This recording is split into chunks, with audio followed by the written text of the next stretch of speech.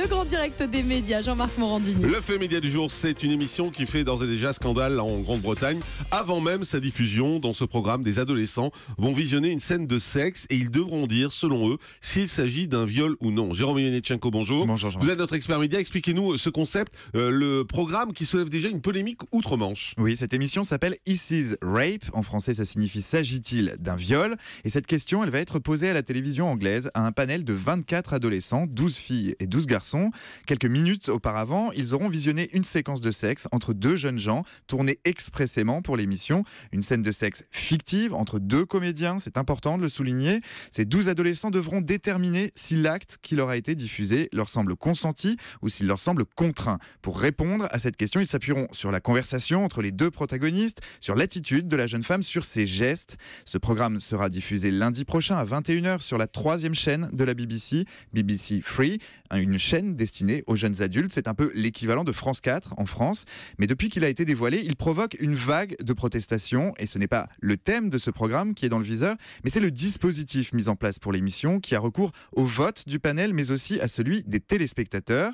Pour l'association britannique d'aide aux victimes Rape Crisis, le résultat de ce vote du public pourrait avoir des effets dévastateurs. Selon l'association, si une séquence qui reproduit une scène de sexe non consentie n'est pas perçue comme telle par le public, ça aurait pour effet de plonger un peu plus les victimes dans la détresse et de les enfermer dans le silence. Alors, depuis quelques jours, la chaîne tente de se défendre. Oui, et elle rappelle ce qui l'a poussé à imaginer ce programme. La chaîne est partie d'un constat, la méconnaissance des adolescents britanniques sur la législation autour du viol. Ce flou, BBC Free compte bien le dissiper. Elle rappelle sa vocation pédagogique et un traitement sensible du sujet.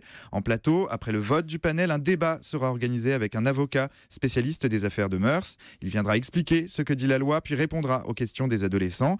De plus, Is This Rape est programmé dans une case de BBC Free qui se penche régulièrement sur les problématiques de l'adolescence, sur la consommation d'alcool, de drogue, sur les violences domestiques ou scolaires, sur les questions de sexualité, sur le suicide des jeunes, des sujets traités à chaque fois avec pudeur, de manière très responsable.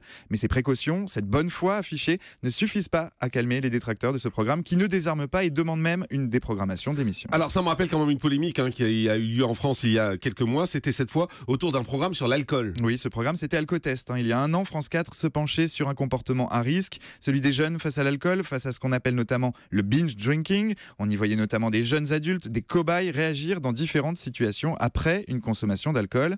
Quelques mois auparavant, alors que l'émission était en cours de tournage, plusieurs associations étaient montées au créneau et avaient manifesté leur désapprobation, réclamant même une intervention du CSA. Pour elle, hors de question de montrer des jeunes se saouler à l'écran. Elle parlait d'une forme de biture organisée, mais France 4 avait tenu bon à l'époque et le résultat avait été finalement reçu de manière positive, plaçant le sujet de la consommation d'alcool des jeunes dans le débat public. Ce matin, outre-Manche, du côté de BBC Free, on espère qu'il en sera de même. BBC Free, Vous êtes très bel accent. Vous avez fait vos études où ? À Nice. Ça s'entend. Merci. Allez, on fait une pause, on se retrouve dans un instant. Restez avec nous. C'est Europe 1.